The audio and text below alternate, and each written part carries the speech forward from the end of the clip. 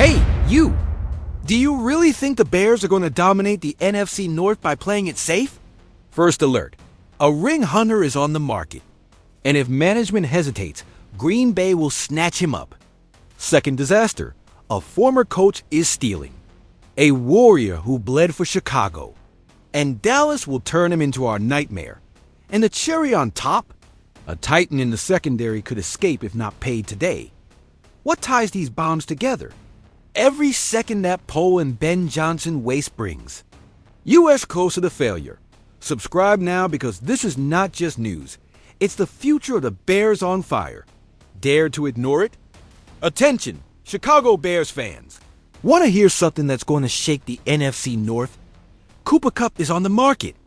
Yes, you heard right. The Rams just released him. And this isn't just news, it's an earthquake. And I ask you, what? Are Ryan Poles and Ben Johnson waiting for? Are they going to let the chance to sign a beast who could change the fate of this offense slip away? I don't think so. But let's get to the point, because today I'm giving you 4 ironclad reasons why Kupp should wear the blue and orange. Ready for debate? Reason number 1, the man is still a machine. Did you forget 2021? Triple Crown, 145. Receptions, 1,947 yards. 16 touchdowns. That doesn't fade. Let me tell you a secret. Age is just a number when you have Kupp's hands. Yes, he's 31. Yes, injuries are scary.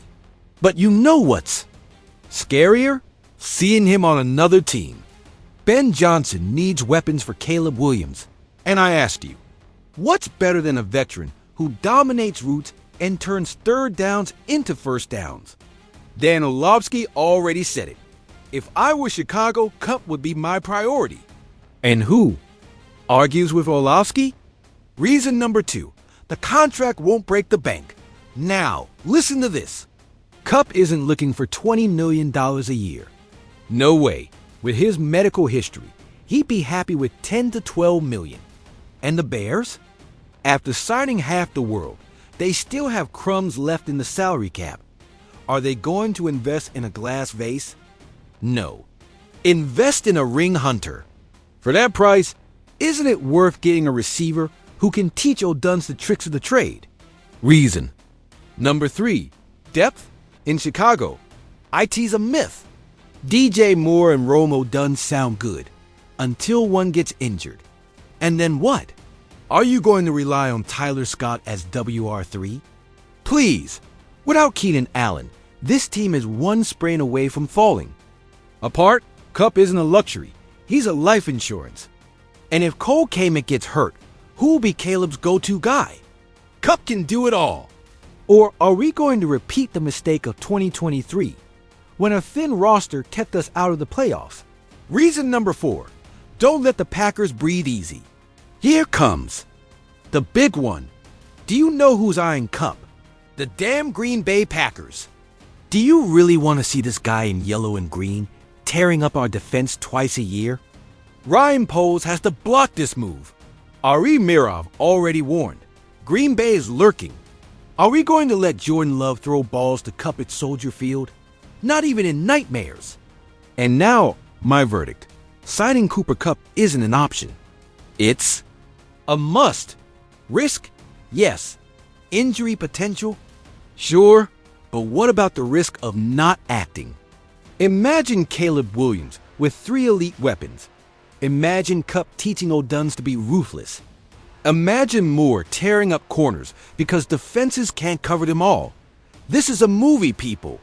And to end, I throw this question that will burn the comments.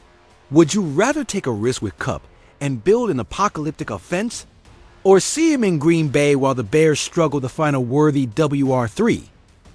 What can I say, Bears fans? Huh? What kind of emotional roller coaster has management put us on this time? I bring you news that has half of Chicago with Jack Sanborn jerseys on fire. Are we really going to let Matt the Ghost Eberflus steal one of the team's most beloved warriors? Let me give you context, because this isn't just any signing.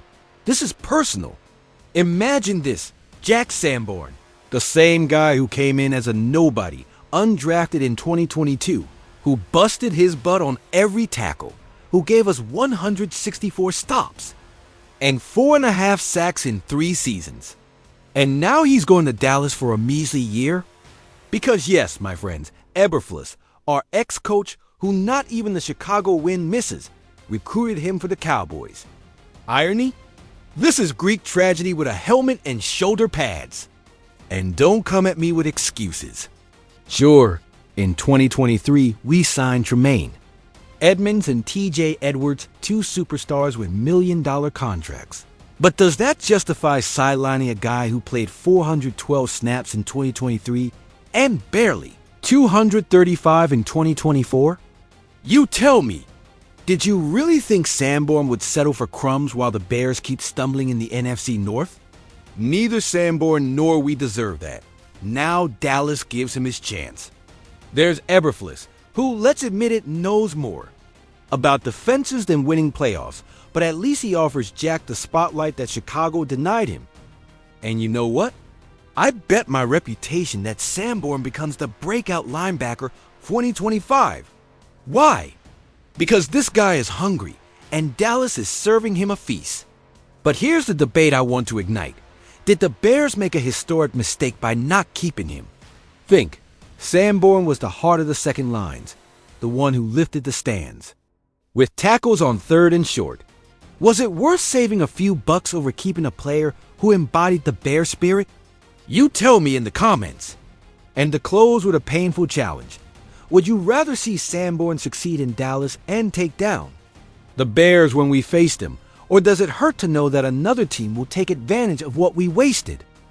Is the future of Kyler Gordon in Chicago secure? I have news that's going to shake the season. I tell you this, Kyler Gordon, the titan of the Bears secondary, is already talking about a contract extension. And what he said today, you're going to want to hear. 3 seasons, 75 tackles, 3 fumble recoveries. That's being a predator on the field. But you know what worries me? The injuries. 2 games missed in 2024. How much more can his body take before the Bears start to doubt? I love Chicago. God tells me to be here. That's what Gordon said today. Did you hear that? This man wants to be a legend. But what about the management? Are they going to reward his loyalty or play with fire like they did with Jalen Johnson last year? Remember, Johnson fought for his contract and ended up signing for $76 million. Gordon is seeing everything. He knows it's his turn. Now, listen to this. I'm not in a hurry. I just want it to be fair. Of course, he's not in a hurry. He knows his value goes up every day. But what about the Bears? Are they going to wait for another team to throw money at him in 2026? This is a time bomb.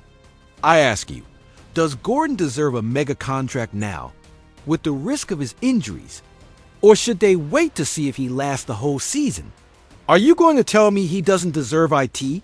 He is the soul of this defense. Without him, the secondary falls apart. But watch out. Ryan Poles has a reputation for tough negotiations. With Johnson, it was a battle. Are they going to repeat history with Gordon? This can't be. If Gordon wants to stay, pay him what he's worth, his blood, his sweat.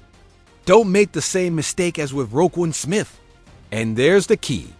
God will guide the process, says Gordon. Translated, trust me, and I'll trust you. But in the NFL, trust is paid in dollars. So fans, we have drama. Do they sign Gordon now and risk paying for a fragile player? Or wait and play roulette with his future? I leave you with this key question. What would you do? Give Kyler Gordon a historic contract this summer, or postpone the decision? Attention, Bear family. The decisions this summer could define the franchise's fate. Let's start with the offensive dilemma. Would you rather take a risk with Cooper Kupp to build an apocalyptic attack, or see him in Green Bay while the Bears keep looking for a WR3 who can't even impress in practice? This isn't just a strategic move, it's a race against time. But here's a wound many haven't closed. Was it a historic mistake to let Jack Sanborn go? Think carefully.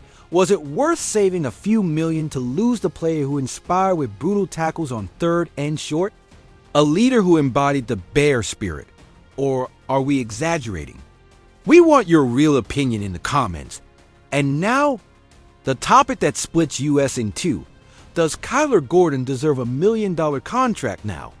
Or is it too risky to bet on him after his injuries? Imagine, if we wait and he fails, who will bear the cost? But if we don't sign him, will we see him shine on another team? This decision could burn management. Here's the challenge.